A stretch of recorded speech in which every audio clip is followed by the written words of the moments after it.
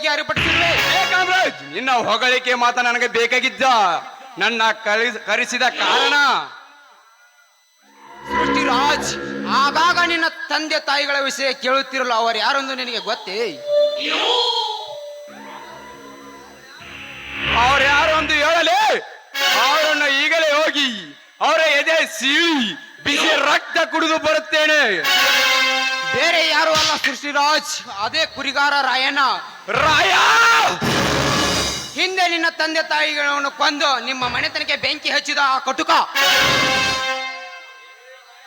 ಲೇ ಮಗನೇ ರಾಯ, ಇನ್ನ ಮುಂದೆ ನಿನಗೆ ಹುಡುಗಾಳ ಇಲ್ಲ.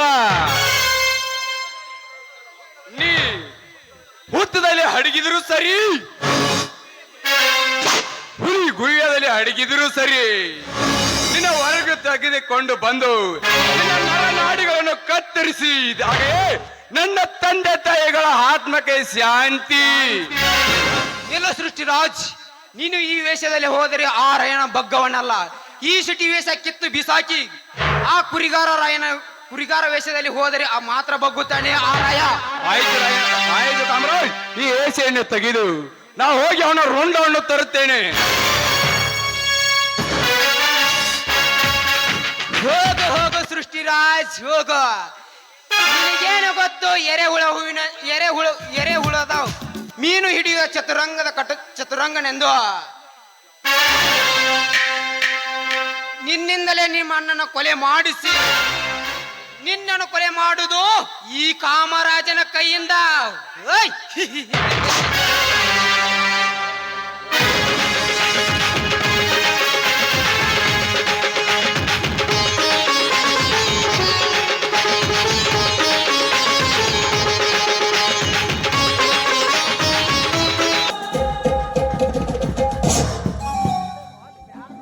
ಹಲೋ ಮಿಸ್ಟರ್, ನಿಂತ್ಕೊಳ್ಳಿ. ಇಲ್ಲಿ ರುದ್ರೇಗೌಡರ ಹೊಲವೆಲ್ಲಿದೆ? ಯಾವ ರುದ್ರೇಗೌಡರು? ಪೊಲೀಸ್ ಪಾಟೀಲ್ ರುದ್ರೇಗೌಡರು. ಹಾ, ಅವ್ರು ಹೊಲಣ. ಅಲ್ಲಿ ದೂರದಲ್ಲೇ ಮಾವಿನ ಮರ ಕಾಣದತ್ನ, ಅಲ್ಲಿ ಐತೆ ಅವ್ರ ಹೊಲ. ಏ ಬಡವ, ಮಣ್ಣಗೆ ಏನೋ ಉದ್ಕಟ್ಟೆಗಳನ್ನ ಮಾತಾಡಿದೆ ಅಂತೆ, ಹೌದಾ? ಕ್ಷಮಿಸಿ ಮೇಡಮ್, ಅದು ನಿಮ್ಮ ಅಣ್ಣನಿಗೆ ನನಗೆ ಬಿಟ್ಟು ಕೊಟ್ಟಿಸಿ, ಅದರಲ್ಲಿ ನೀವು ತಲೆ ಹಾಕಬೇಡಿ. ಮುಚ್ಚವ ಬಡ ಬೇಕಾರಿ ಅಂತ ನಮ್ಮ ಅಣ್ಣನ ವಿಷಯಕ್ಕೆ ಬಂದು ನನಗೆ ತಲೆ ಹಾಕಬೇಡ ಸಕ್ರಿಯಿಂದ ಮಾತಾಡ್ತಾ ಇದ್ದೆ ನೀನು.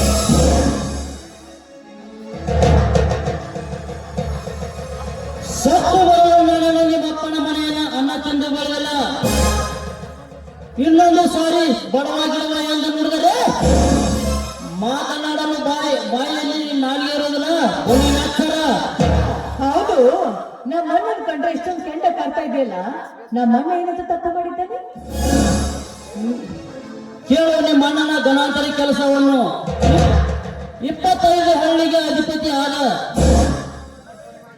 ಬಡವರಿಗೆ ಕಣ್ಣಾಗಿ, ಗರತರಿಗೆ ಮಗನಾಗಿ, ಹರಿಯದ ಹೆಣ್ಣ ಮಕ್ಕಳಿಗೆ ಸೋದರನನ್ನು ನಾನಾಗೋದನ್ನು ಬಿಟ್ಟು ಸರ್ದಾರ್ನಂತೆ ನನ್ನ ತಂಗಿಗೆ ತಾಳಿ ಕಟ್ಟಿದ್ದಾನೆ ನಿಮ್ಮ ಅಣ್ಣ ಜಮೀನ್ದಾರ.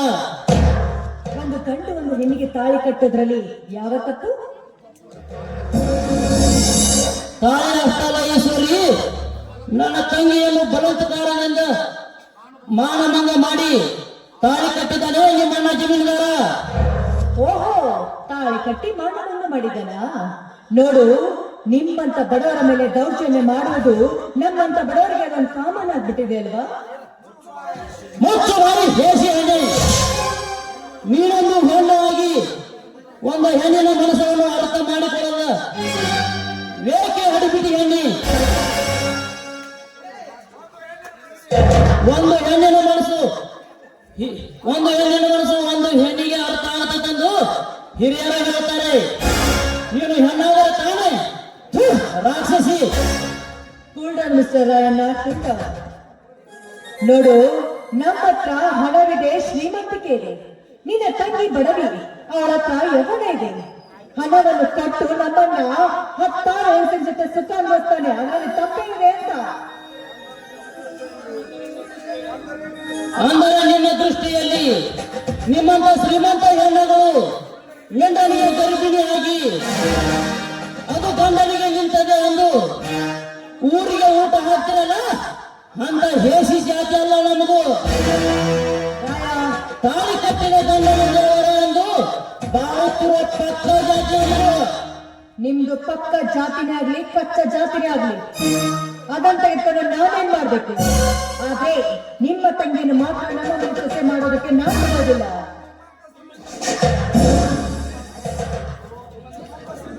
ನಿಮ್ಮಂತ ಶ್ರೀಮಂತರು ಹೊಸದಾಗಿ ಫ್ಯಾಕ್ಟ್ರಿ ಕಟ್ಟಿದರೆ ಬಡವರ ಬೇಕು, ಒಂದು ಗಾಡಿ ತಂದರೆ ಬಡವರ ಬೇಕು, ಒಂದು ಹೊಲ ಮನೆ ಹೇಳಿದರೆ ಬಡವರ ಬೇಕು. ಅಂದರೆ ಒಂದು ಬಡ ಹೆಣ್ಣು ಮಗಳನ್ನು ಶ್ರೀಮಂತರು ಮನೆ ತುಂಬಿಸಿಕೊಳ್ಳಲು ಏನು ತಪ್ಪಿದೆ ಈಶ್ವರಿ? ಆ ಜಾತಿ ಈ ಜಾತಿ ಕಿತ್ತಾಡಿ ಸಾಯಬೇಡ. ಇರುವುದು ಎರಡೇ ಜಾತಿ, ಒಂದು ಹೆಣ್ಣು ಒಂದು ಗಂಡು. ನಿನ್ನ ತಂಗಿಯನ್ನು ನನ್ನ ಮನೆಯ ಹೊತ್ತಲು ದಾಟುವಷ್ಟು ಗಂಡ ತಂಗಿ ನಿನಗಿದೆಯಾ? ಏ ಈಶ್ವರಿ, ಈ ಊರಿನಲ್ಲಿ ಈ ರಾಯನ ಗಂಡಸ್ಥಾನಕ್ಕೆ ಕೇಳಿದ ಗಂಡು ಗುಂಡಿಗೆ ಹೆಣ್ಣೆಂದರೆ ನೀನೆ. ಆದರೆ ಈ ರಾಜ್ಯದಲ್ಲಿ ಈ ರಾಯನ ಗಂಡಸ್ಥಾನ ಪರೀಕ್ಷಿಸಿದ ಹೆಣ್ಣಿಗೆ ಈ ರಾಯನ ಗಂಡಸ್ಥಾನ ತೋರಿಸುವುದೇ ಬಲವಾದ ಛಲ.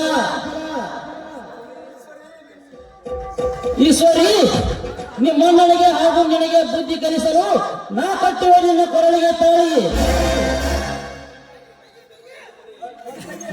ಬಂದಿದ್ದರೆ ಬಂದ ತಡೆಯಲಿ ನಿಮ್ಮಣ್ಣ ಜಮೀನ್ದಾರ.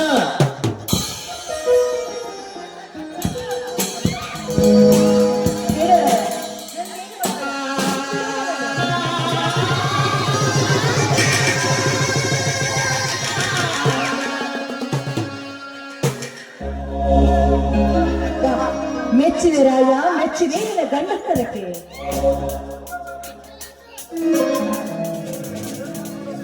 ಈಶ್ವರಿ, ಏನು ಮಾತನಾಡುತ್ತಿರುವೆ? ನಿಜವನ್ನೇ ಹೇಳ್ತಾ ಇದ್ದೀನಿ ರಾಯ. ಅಂದು ನೀನು ನಮ್ಮ ಮನೆಗೆ ಬಂದು ನನ್ನ ಕೆಣ್ಣಿಗೆ ಎಂದು ಗುಂದಿಟ್ಟು ಹೋದೆಯೋ ಅಂದಿ ನಾನು ನಿಮ್ಮನ್ನು ನನ್ನ ಮನದಲ್ಲಿ ಪ್ರೀತಿಸ್ತಾ ಬಂದಿರುವೆ.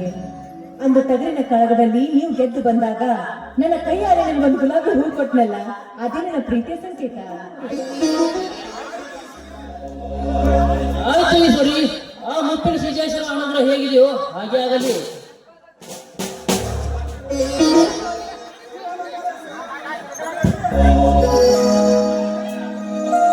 ನೋಡಿ, ನಮ್ಮ ಅಣ್ಣನ ಬಗ್ಗೆ ನೀವೇನು ಚಿಂತೆ ಮಾಡಬೇಡಿ. ನಮ್ಮ ಅಣ್ಣನಿಗೆ ನಾನೇ ಬುದ್ಧಿ ಕಲಿಸ್ತೀನಿ.